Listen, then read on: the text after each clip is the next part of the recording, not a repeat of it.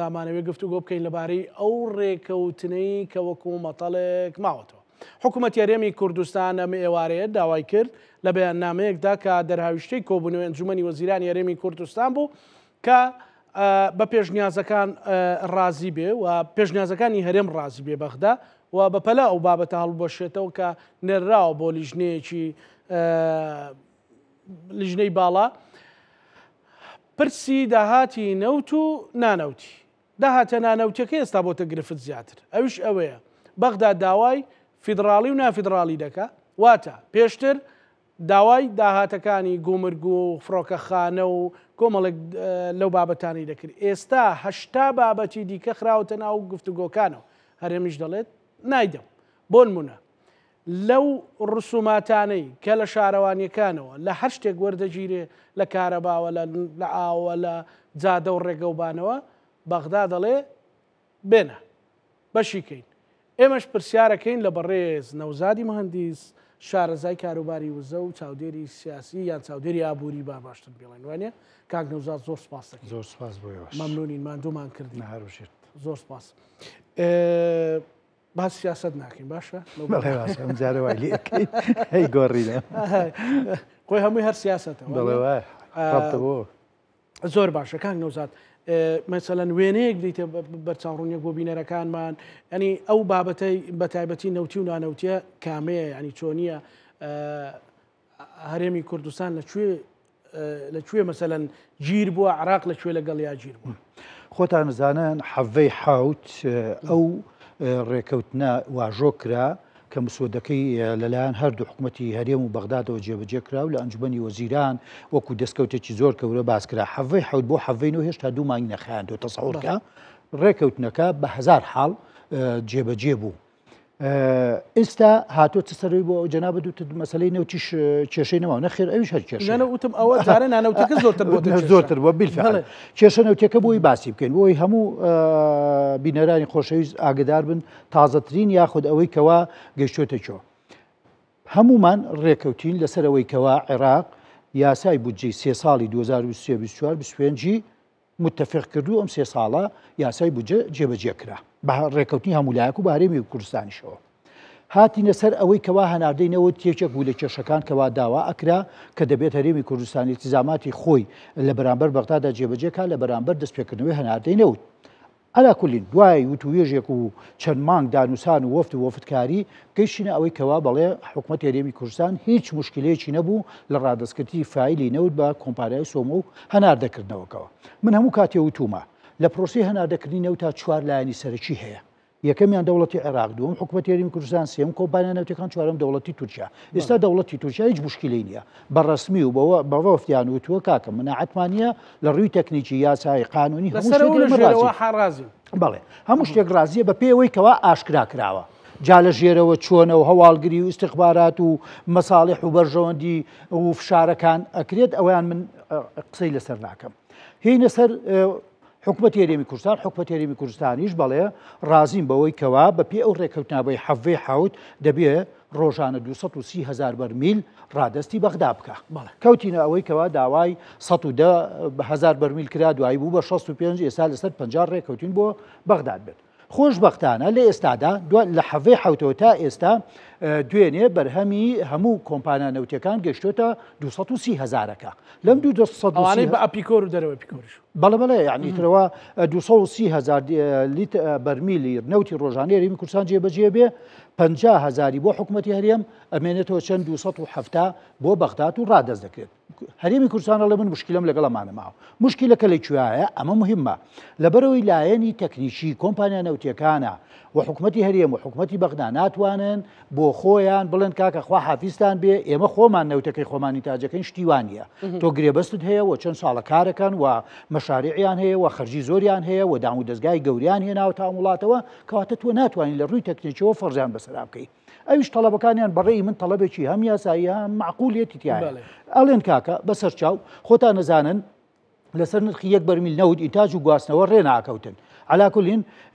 بودجەی یاسای بودجەی 2025 تعدیل کرا بە 600 دلار دانرا تا ئەو کاتەی لیژنەیەکی بێلایەن لە حکوومەتی بەغداد و جێبەجێکرێ و سعرێکی تازە دانرێت دوتیان بەسەر چاو ڕازین بە 16 دلارەکە ئێستا هیچ باسی کێشەی سعر نەماوە داوای زمانەکەن بەڵێ باسی چیەکەن ئەمە خاڵەکەیە دەڵێن کاکە بەسەر چاو ئێمە ڕازین بەڵام ئەمەی کە ئێوە وستوتانە و لە ئێمەتان دەوێت بۆمان بە نووسراو بکەن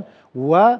دان بنێن بەوەیە واژۆیەکی نووسرامان بنێ کە ئیسحقاقاتی مانگانەمان لە کاتی خۆیان پێدەدرێ و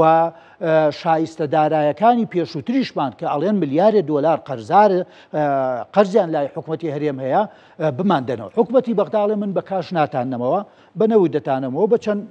لە ماوەی چەند مانگێکدا لاریان لەوەش نیاڵێن فەرمو ئەم نووسراومان بەرێ حکوومەتی بەغداد لێریا فێڵێکەکە یاخود زۆرزانیەکی بەکارێناوە یا حیلە شەرعیەک بۆ خۆی بدزێتەوە لەم مەسەلەیە ئەڵێ من ئەساسەن گرێبەستەکانم لەگەڵ کۆمپانیا نەوتەکان نەکردو حکوومەتی هەرێم کردوێتی باشە بۆیە من ناچمە ژێرباری نووسراوێکەوە ئەم خاڵە بۆتە بربەستێکی گەورە ئەمە چی دروست کردو بێمتمانەی دروست کردووە حەقیشانە کۆمپانیا نەوتەکان ئەڵێ جال لە سەرەتاوە تۆ ڕێکەوتنێکی واژۆم لەگەڵا مۆرنەکەی ئێکەواتە بەنیازی ئەوەی بەغداد ژەڵێ منیش حەقم هەیە لە بەرەوەی من دەوڵەتم و لەگەڵ کۆمپانیانە بیکەم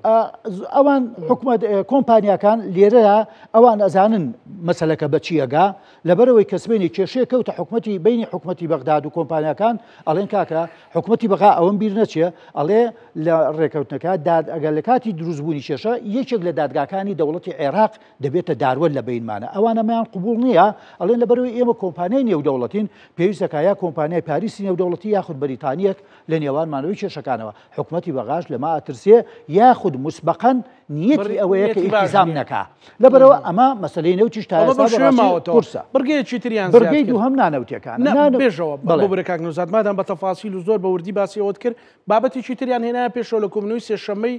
دوێنێ ئەنجومەنی وەزیرانی عێراقدا باسییان لەوە کردووە کە تۆ 50,000 لەوەی کە لە دەرەوەی ئەپیکۆرە کە حکوومەتی هەرێم زیاترەوەی خورماڵەیە کاری پێەکە 50,000 بۆ خۆت هەڵگرە و 50 دەبێ ئەمە ئەنیوە بزۆم 100,000 ئەوەی ئەپیکۆریان واز لێ هێناوە لەو پێشنیازی سێشەممەیە دوێنەیە ئەنجا باسی نانەوتی بکەین باسی نانەوتیەکە کێشەی نانەوتیەکە وەکو خۆتانەزانن بەپێی دەستوری عێراقی ئەو داهاتە حاکمانە ئەو داهاتانەی کە پەیوەستن بە هەموو دەوڵەتی فیدراڵەوە پێویستە بگەڕێتەوە بۆ دەوڵەتی فیدراڵ یاخود ئێستا لە هەرێمی کوردستانە چەند داوائیرێکمان هەیە سەر بە مرکزن بە دەوڵەتی ئیتیحادین لەبەرەوە هەموو داهاتەکانیان وەکو جنسیە وەکو نفوز وەکو کارتی نیشتیمانی وەکو دائیرە بازرگانیەکان خۆراک و ئەوانە هەموو ئەوانە تەواوە دەبێ بگەڕێتەوە فڕۆکەخانەکان گومرکەکان ئەوانە دەواازە سنووریەکان لاری نییە حکوومەتی هەرێمیش دەڵێ 50/50 قبولمە هاتوونێتە سەر داهاتی نانەوتی کە پێشترە من نەبوو بەڕاستی من بۆ خۆشم لە مووقفی حکوومەتی عێراقی زۆر سرم سوور ئەمێنێت دوێنێ ئەڵێن باسیەکەن لە کۆبوونەوەی ئەنجومەنی وەزیرانە بە سەرۆک وەزیران و بە هەموو وەزیرەکان ڕازی بوون لەسەر ئەو پێشنیازانەی حکوومەتی هەرێم کە بە شێوەیەک داهاتە ناوخۆیەکانی حکوومەتی هەرێم 50/50 بێ کەچی سێر دەکەڵێن لە کۆتاییە تەیف سامی هاتۆتە ناو مۆزوعەکە و مۆزوعەکەی تێک و پێکگاوە و گەیشتۆتە و حەداوای داهاتە نافیدراڵیەکانی شەکە بەڵێ نافیدراڵەکانی ژەکا بە 100% یان نەک 50/50 ئەمە یەکێک لە مشکیلەکان دەوڵەتی عێراقیش دەوڵەتی عێراق من بۆیە قسەیەکم کردبوو ئەمڕۆ لە فێسبووکەکەی خۆما بەداخەواڵێم حکوومەتی هەرێمی کوردستان لە ماوەی ئەو چەند ساڵی ڕابردووە هەمومان بەدەست سەپاندنی باجی زۆر ڕسوماتی زۆر لە باجەکان لە زەریبەکان لە دایرەی کارەبا لە ئاو لە چیمەنتۆ لە مرور لە هەموو ئەوانە یعنی سەبا من بیژمێرم کاک نەوزاد بزانە ئەوە بووی بە بەرچاوی هاوڵاتیان قوربان بۆ نابژێرێ با بۆ کورتیکەمەوە 74 باج و ڕسومات 74 هەیە قوربان بە مقابلی عێراق بە مقابلی عێراق 11 هەیە 11 منەوە تاواکەم و جەنابەکان 11 عێراق 11 نەخێ عێراق هەر ڕسوماتی ناوخۆش 11 هەیە ئەڵێ 60 حکوومەتی هەرێم 63 باج و ڕسوماتی داوخۆیی هەیە زیاتر لە عێراق من وتومە کاکە مادام عێراق هەر سوور بێ لەسەرەمە وەرە بە یەک قەراری خۆت بە کۆبوونەوەیکی ئەنجومەنی وەزیران وەکو ئەمڕۆ هەنگی قەرار داوە هەچی لە عێراقا هەیە تەسبیتیکە باقی هەمووی هەڵبوەشێنەرەوە و ئەرگ لەسەر حکوومەتی هەرێمی هاوڵاتی سووکە من قسەکەی من بە لۆژی قساکەم خوا نەخواسە دژی حکوومەتی هەرێمی کوردستان نیم وەرە کاک زانە لە چەند ساڵی ڕابردووە هەمووم باج و ڕسومانت سەپان نەوتت فرۆشت نەدەتوانی موچە بدەیت و ئێستا پێم وایە لە گەورەترین مەسئولێتی دەوڵەتی حکوومەتی هەرێمی کوردستان بپرسا ئەڵێ ئێمە ناتوانین بە داهاتی نەوتی و نانەوتیەوە موچە بدەین. ئەی کاکە کە تۆ نتوانی موچە بدەیت ئەی دەیواز بێنە حکوومەتی مەسەڵەن باسییان کردو لەوەیە ئەڵێن کاکە هەموو قسەکانی ئێوە ڕاستە بە پێی یاسای حکوومەتی هەرێمی خۆتان مەسەڵەن باج ڕسوماتی خۆتان ڕێخستووە بەسەر چاو بەڵام ئێمە لە محافەزەکانی کە ئەمە نییە. ئەگەر ئێمە ئەم باج ڕسومانە لە 100% بینەوە بە خۆتان ئەڵێن محافەزەکانی کەش داواکەن وەکو ئەو محافەزانەی کە ڕێک نەخراون لە داو هەرێمەکە مافی خوارە ئەوان باج ڕسومان نێن بە مەرکەز. کێشەکە ئەمەیە وەزارەتی دارایی لەبەرەوەی مەسئولە لە خەزێنەی دەوڵەتی عام و دەیەوێت هەموو داهاتەکان کۆ بکاتەوە بۆ یەک خەزێنەی دەوڵەت و دوایش خەرجیەکانی لێدابینکە مشوری ئەوە ئەخوا کە ئەم کێشەی حەلکام. قسەکەم ئەمەیە لەلایەکەوانێ وەکووتم ڕاستە تا ئێستا حکوومەتی هەرێمی کوردستان تۆ هەموو ئەم باجانت بەخۆشی بێ و بە ناخۆشی بێ سەپاروتە بەسەرمان. ئێستا گەیشتوتە تا ڕێگەیەک کە بۆتە مەعزەڵەیەک و ڕێگریەک و عەرقەلەیەکی گەورە لە بەردەم نردنی موچەی مانگانەدا کەواتە تۆ ئەگەر بەم باج و ڕسوماتانەوە کاک نەوزاد دەتەوێت بە ڕاشکاوی بڵێ سەرجەم ئەو باج و ڕسوماتە ناو فیدراالیانە هەڵوەشێنەوە ژینگە ئاو کارەبا جادە ئەوەی لە عێراقە من ئەڵێم وەکووتم 11 ڕسومات و باجی عێراقی هەیە تەسبیدا فەرموو جەنابی شت وەکو عێراق تەرتیبیکە حتا باجەکانی ئەوان کەمترن لە باجەکانی ئێمە تەسەوورکە. باشە من قسەکەم ئەمەیە ئێمە ناڵێن لە داهاتی نانەوتی و تویانە مانگانە 320 ملیارە باشە تۆ ناڵێم واز لە 320ەکە بێنە چونکە 11ەکە پێم وایە بەشێکی زۆر باشە جێڕێتەوە بۆ حکوومەتی هەرێم. تۆ ئەگەر 320 ملیارەکەش نێی بە حکوومەتی بەغا تۆ لە مقابلە 950 ئەم مانگە بوو بە تریلیۆنێکی لەبەر زیادبوونی تەقاعودیوانە یعنی تۆ 320 ملیار نادەی بەڵام لە مقابلە تریلیۆنێک دینار وەرەگریت. ئێ باشە کاکە خۆمە ئەگەر کار و کاسبی بێ و بازرگانیش بێ و سەلم بەلمیش بێ خۆ تۆ بێ بزانی تۆ زۆرترت دەزەکەوێ لەم معاملەیە و دەبێتە هۆی ئەوەی کە کێشەکە حلکەی بنەبڕ یعنی بنەبڕیکەی و موچە ئاسایی بکەیتەوە. من ئێسەکانە برادێک لە دەروی لی پرسییم کاک نەوزاد موچەی مانگی حەودێت وتم وەڵی ئەگەر قسەیەک بڵم لەوانەیە قورس بێ بەستە ناخوای گەورە ئازانێکەکەیت ینی وان لێک باش لە برێ و برادر لێت پرسەوانی بە تەفاسیل موچەیمان چ حەوت دەتواندرێ بێت بەم حاڵ و گوزەرانەوە من قسەکەم ئەمەیە دوێنێ کە هەموو ئەنجومەنی وەزیرانی عێراق هەموو دەوڵەتی عێراق بە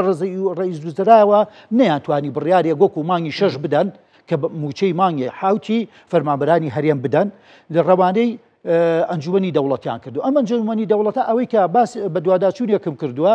هەندێک سێ اختصاصی سەرەکی هەیە یەکێکیان لەوانەیە کە داڕشنەوەیە و بەسەرداچوونەوەی هەموو ئەو پرۆژە یاسانەیە کە لەلایەن وەزارەتەکان یا حکوومەتی عێراقی و پێشکەشەکرێ لە ڕووی لوغەوی و زمانەوانی و قەواعیدی و یاسایی و ڕێکی خاتەوە ئەڵێ فەرموو ئەمە شێوە ڕاست و دروستەکەیە. یا اختصاصێکیانەوەیە ڕێکەوتە نێو دەوڵەتەکانیش بە هەمان شێوە یاسا ناوخۆیەکان و ڕێکەوتە نێو دەوڵەتەکان ئەو سەرپەرشتیەکان لە ڕووی وەکوتم قانون و یاسا و ڕێکخراوەوە جێبەجێەکە. اختصاصی سێهەم وەکو ئەڵێن ئیفتاکردنە یا ڕاوێشکردنە. ئەمە مەسەلەن ئێستا دوولایەن حکوومەتی هەرێم حکوومەتی بەغدا لەسەر مەوزوعێک ناکۆکن دەڵێن زەحمە دەبێت ئەنجومەنی دەوڵەت ئەم کێشەیەمان بۆ ڕوون بکەرەوە و بڕیاری خۆتمان بۆ با ڕێی خۆتمان بۆ بە نەک بڕیار چکە بڕیارەکانیشی مولزەم نییە و ناتوانێت بڕیار بە بەڵکو تۆ ڕاوێژی پێەکەیت ئەویش ڕاڵەمە دەستی پێ بەڵە قوربان ئەمەش کە هەفتەیەک دوو هەفتەی کە تاخیرە بێ لەوانەیە بە ساڵحی مەسەڵ حکوومەتی هەرێمی کوردستان نەبێ بۆ نمونە هەرێمیش ئێوارەیە هەر ئاشکرای کرد کە نەبێ نەبوو ئەبێ بگەڕێنەوە بۆ شۆ دەسەڵاتێکی باڵاتر کە خاوەنی بڕیاری کۆتایی و ئەوەڵە ئەخیرە دادگای باڵای فیدراالیە. ئەساسەن ئێمە بە یاسا بە بڕیاری دادگای فیدراالی لە پێشا 50 بە 50 داهاتی ناوخۆ ڕێکخراوە. حکوومەتی بەغدا من ئەلەمەیە پاڵپۆشی حکوومەتی هەرێمەکەم کە ئەم داواکاری و تەڵەبە ناڕەوایە نایاسایی حکوومەتی بەغدا بەڕاستی لەم کاتێکە کە خوڵقێنراوە و دروست کراوە هاتۆتە پێشەوە بۆ عەرقەلە دروستکردن ئەوەیە. من متابعاکەم یەکێک لە کێشەکان ئەوەیە بەڕاستی وەکو زۆربەی چاودێرەکانیش بازەکەن ئەگەر بەم نەهجە و بەم نەمەتە بڕوات مەسەلەن موچەیەک دوو موچەی حکوومەتی هەرێمی کوردستان ئەفەوتێ. مبەڕیریان چی هێناوەتەوە ئەڵێ من ناتوانم لە ماوەی 6 مانگە لە ماوەی 6 یاخود 4 مانگی کۆتایی چووکە ئێمەوە حکوومەتی بەغدا مانگی 9 معاش تەوزیعەکە باشە هەفتەیەکە دەست پێەکە مانگی نۆدا یانزە دوانزەی ماوە